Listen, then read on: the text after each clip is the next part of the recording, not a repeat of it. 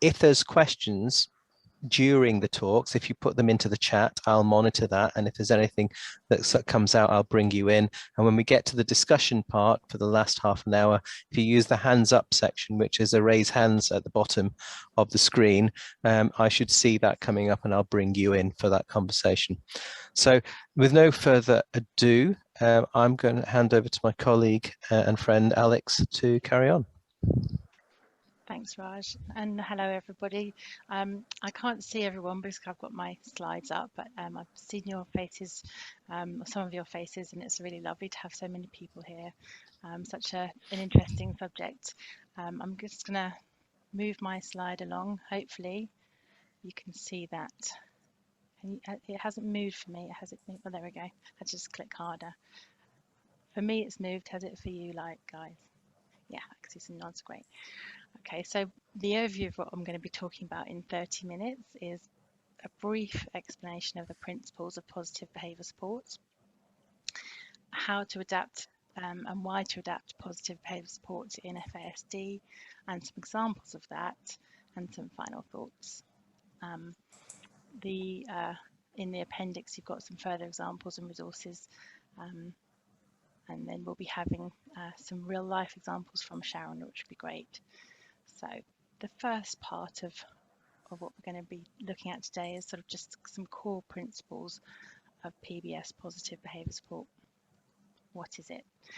Well, it's a blend of functional analysis and person-centered approach, which is quite a long-winded way of saying a way of adapting the environment to help promote learning and enhance a person's quality of life. And I'll go through a bit more about what that means. But before we do that, we look at what is positive behaviour support not. It's not a use of coercion or punishment. I can hear somebody in the background, so just to let somebody know that we can all hear that person. So you're welcome to put on mute.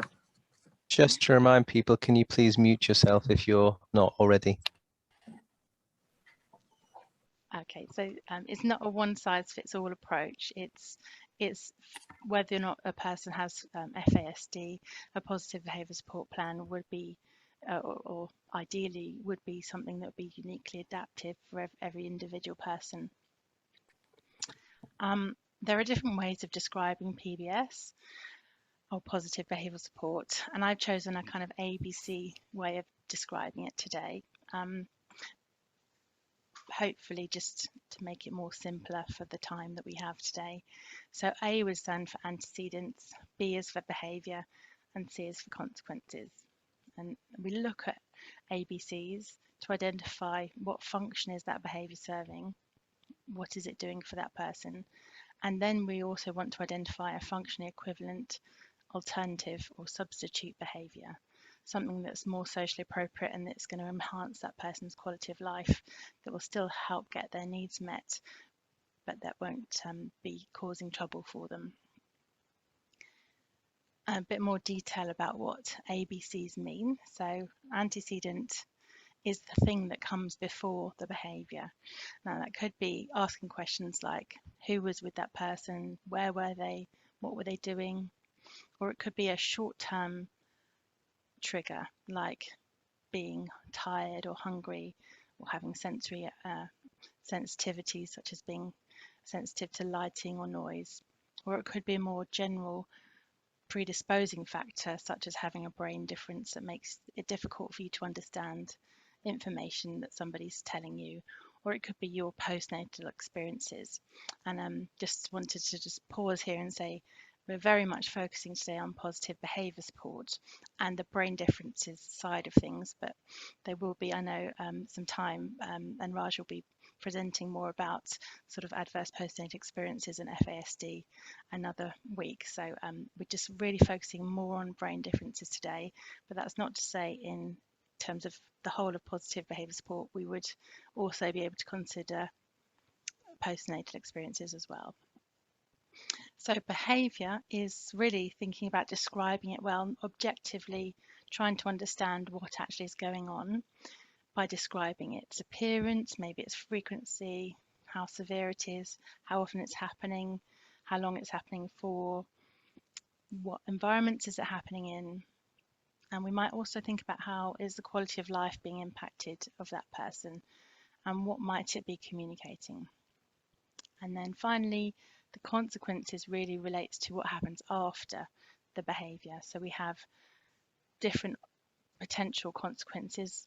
One example could be a neutral outcome, as in nothing changes as a result of that behaviour for that person. That's a rare outcome in natural life. Or it could be a removal of aversive stimuli, which is another way of saying negative reinforcement, because you've taken away something that was aversive as a result of that behaviour.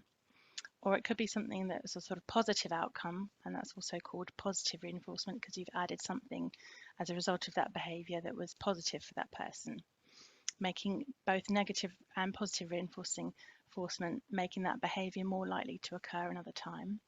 And then you have a potential sort of other outcome, which would be a natural consequences. An example would be if somebody threw an electrical piece of equipment and it broke, and you didn't have enough money to replace that piece of equipment, the outcome would be there was not access to that piece of equipment as a natural consequence of the fact that it's now broken. In summary, sort of in this sort of green bold writing, it's sort of essentially ABCs is looking at how the antecedents can be supported, how the consequences can be altered or amended so that dysregulated behaviour doesn't occur. That's in a nutshell, how you would work with ABCs. Just going to go through some examples about that and sort of talk about it in different terms. So positive behavioural support can also be described as ways of strengthening and weakening signals between synapses. And the brain is kind of a plastic organism, and it can change. Even brains that have been impacted by alcohol, there is potential for change. It just may be different to typical development. And the change involves sort of the kind of signals between cells becoming stronger or weaker with experience. An example of what we specifically want to look for in positive behaviour support is we want to weaken those signals for the behaviour that's just sort of in the less desirable category. So behaviour that's not really helping that person's quality of life, we want to try and weaken the signals between the sort of neurons that are firing together. And Deutsch, in his book, which I've referenced at the end, he calls that neurons that fire apart, wire apart.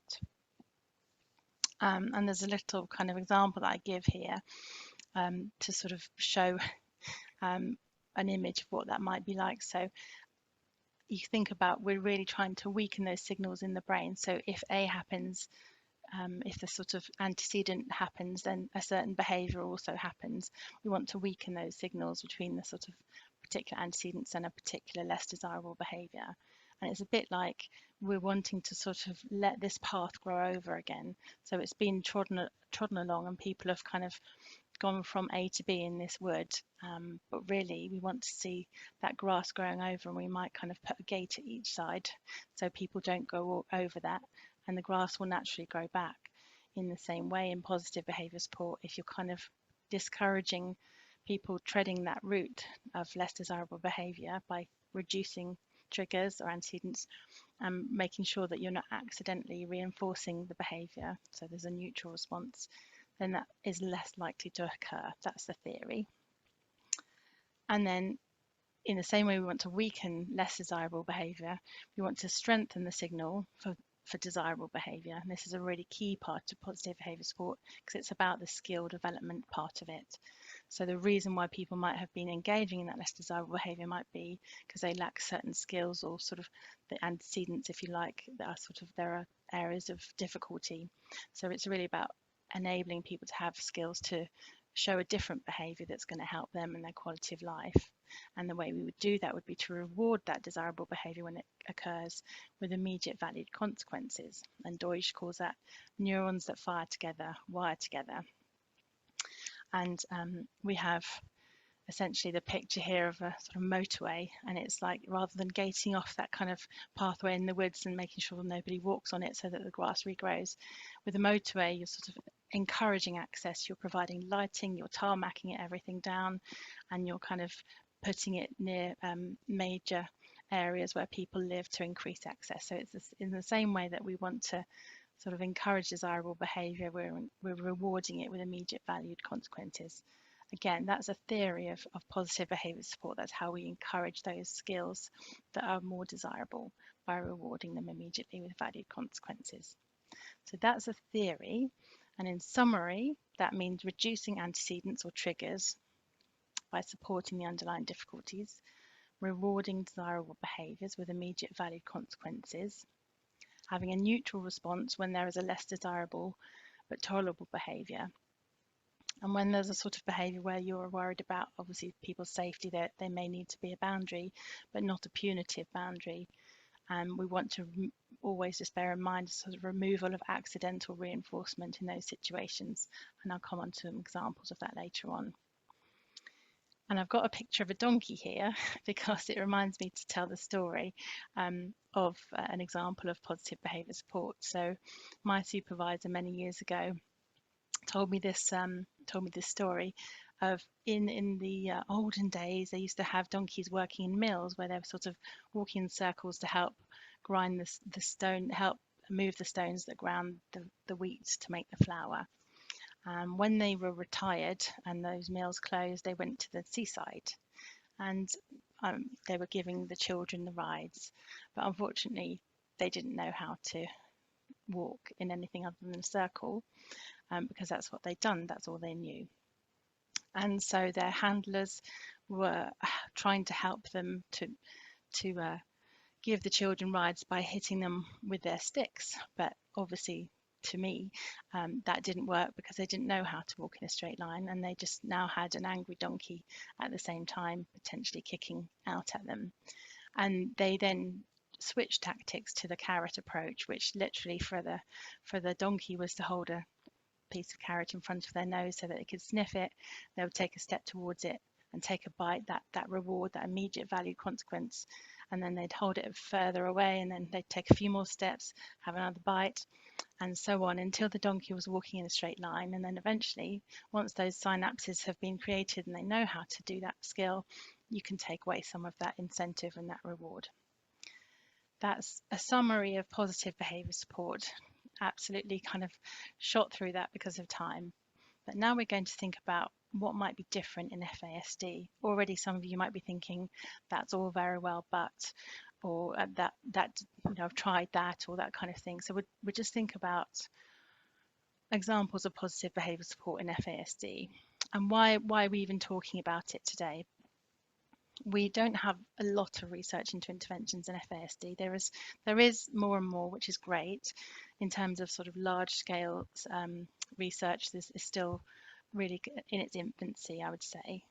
But there is some nice research to show that positive behavioural interventions can be helpful as long as they're appropriately adapted to consider that unique neurodevelopmental profile. So we understand those antecedents adequately so that we're adapting to sort of meet the needs of the people who have who we're adapting this for. So what does that look like? But before we kind of go into some examples, just to really sort of say why it's so different in FASD. As probably most of you know, alcohol affects the developing brain, but it's very different for every individual. So that's because of the dose and timing and other things like genetics and environmental influences. So there's no one neurodevelopmental profile in FASD. So everyone's going to have different antecedents, potentially different triggers for different behaviours. Also, when we're thinking about individuals, sort of differences between individuals, it's also important to highlight there are differences often within individuals. So somebody might have a physical age of 18 and an expressive language age of 20, which is really, really high potentially. But then if you look at their sort of receptive language or social skills, in this example, it's age 7, or communication and social maturity age 6 in this example. So you can have very wide variety within individuals as well as between individuals in FASD. And so that's something to be aware of, again, why you wouldn't necessarily just take something off the peg and say, oh, this person has FASD, this approach will work for them. It needs to be individually tailored. And ideally, all positive behaviour support plans should be tailored. But these are the different domains that you can have in FASD, or an example of some of them, because not everybody may have every single area of deficit, certainly not. But I'll just kind of leave that with you to look back at. You can have access to these. So examples of brain-related antecedents that I commonly see in clinic, this is sort of drawn from examples that are very common in clinic. Not to say that every child would have it, or that a child doesn't, or an individual doesn't have FASD if they don't have these problems, but these just were very quick examples that I could think of that people commonly present with. So I won't go through them all, but I presume some of you can see this and you're already thinking that rings a bell. Just to draw your attention to executive function at the top here. Essentially, executive function covers a very wide area of difficulty of potential antecedents, because executive functions cue and direct other areas of the brain. So the executive function, as we'll come on to see, plays a big part in how somebody's functioning. And just also kind of the last one on this list, thinking about the sort of variable cognitive skill, memory and sequencing. I've just drawn sort of an example of, often we find that there's maybe a strength with visual reasoning and a difficulty with verbal reasoning, or sometimes the other way around. So it shouldn't be assumed that if somebody's cognitively able in one aspect of reasoning, that would always be the case for an alternative aspect. And also sometimes people present with confabulation, a sort of slight confusion sometimes between what may have happened in the sort of fantasy and reality world, and that can also link to difficulties with sequencing. They're just two examples, and then we'll come on to some more specific ones in a minute. And as well as sort of actual sort of brain domain areas of difficulty that are particular to FASD, as a result of the brain difficulties, often these are common situational antecedents again that I really commonly hear in clinic. And I'm not going to go through this list with you, but I presume you'll be thinking, oh, that makes sense. If you have an individual with FASD in your life, that will presumably look quite familiar, some of those to you. Particularly just drawing the attention to the sort of changes in routine or new and unfamiliar activities and unstructured or unsupported activities. I'm going to focus now on three different differences within FASD that would then potentially lead to sort of a slightly different response for PBS, positive behaviour support. The first one is how the brain responds to stimuli. The second is called hot executive functioning, and the third is hidden extra brain effort. These are just examples from the research. Is not a definitive list by any means, and it's not to say these are more important than others. They are drawn, I've chosen these because they are drawn from things I commonly do see in clinic, however, so it's more of a clinical rationale for why I've included this, rather than a sort of research basis as to this is happening necessarily all the time. So there does need to be more research into this area.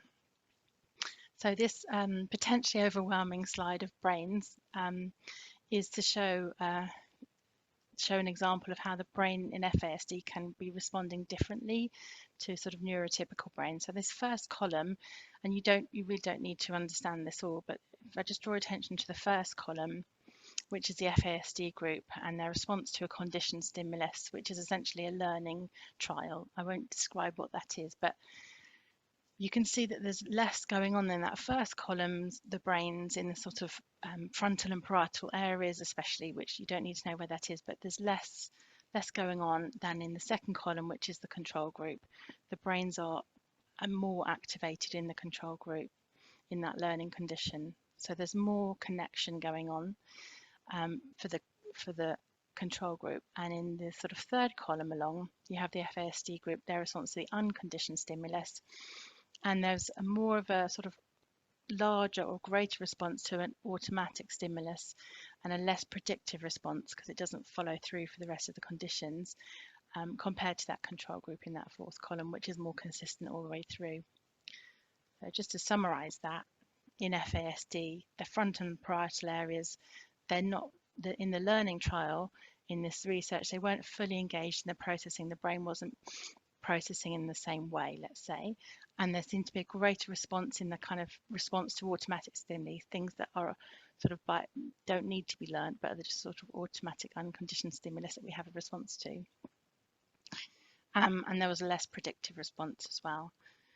What does this mean? It means that we can't assume that learning will take place in a typical fashion. So if we, for example, we might sort of assume that because we've sort of given somebody a repeated opportunity to learn that A leads to B, we can't assume that they've learned that link.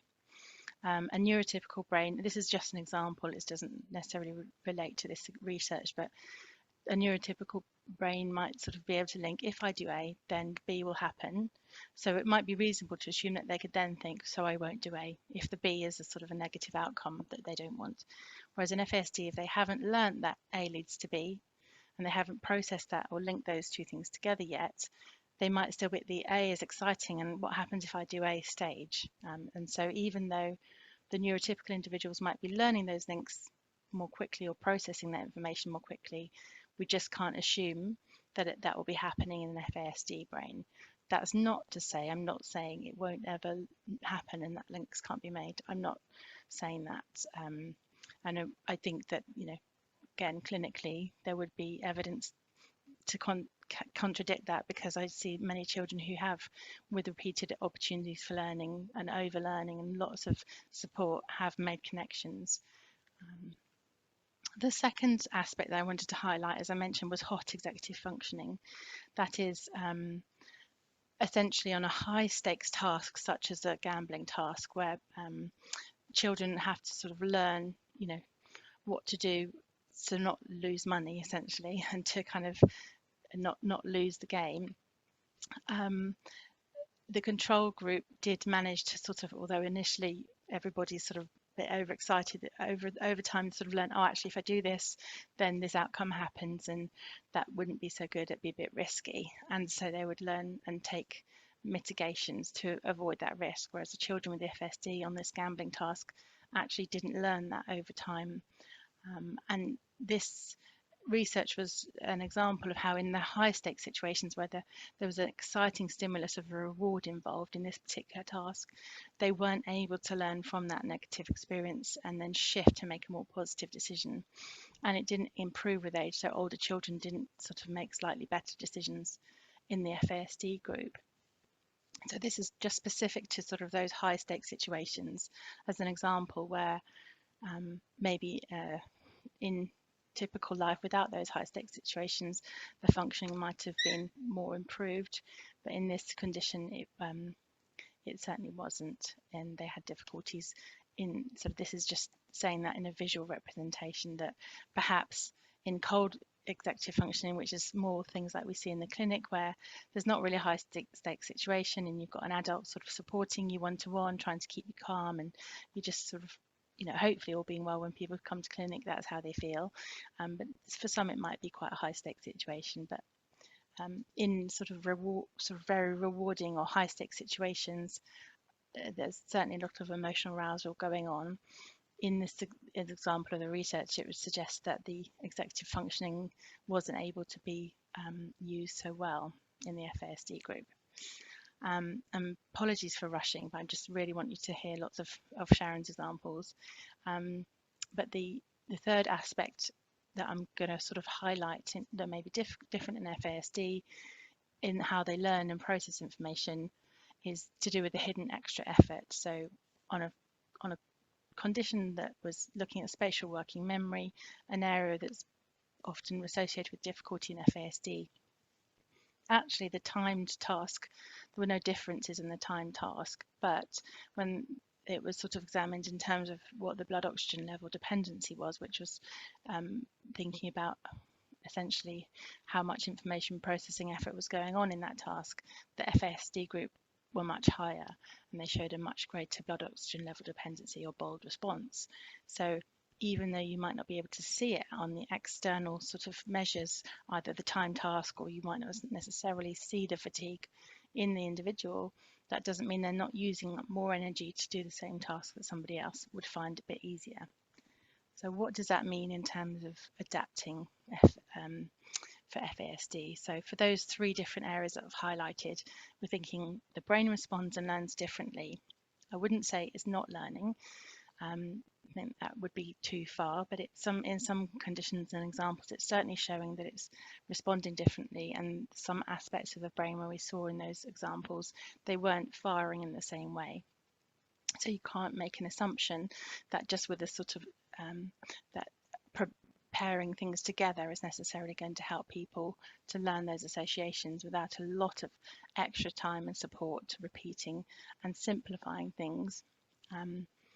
Secondly, because I've talked about the sort of research into hot executive functioning, essentially emotional arousal or high stakes situations decreases the ability to learn from negative experiences. So again, that's important for positive behaviour support. You want to ensure that you're not setting up situations, so those antecedents that might be kind of considered higher stakes, you want to really lower those stakes so that those abilities for executive functioning are at their optimal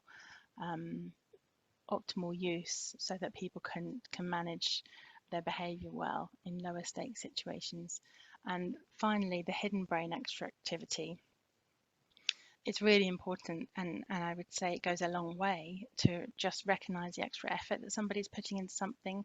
There was a lovely conversation just at the beginning of the session where we're talking about some examples, and I think somebody said, that's children who have FASD, just that's all they know, these difficulties, that's what they get used to. And sometimes just recognizing, having somebody else recognize, gosh, you must be putting a lot of effort into this, and it's more, more than other people are having to put in just to kind of reach the same level, and giving breaks or giving other recognition of that effort goes a long way to helping support behaviour and sort of reducing frustration. So thinking of a practical example of how in FASD you might go about adapting. So this is just an example from a geography lesson. It's not a real life example, but let's say Eddie's in a geography lesson at school. He loves volcanoes. That's his real fascination.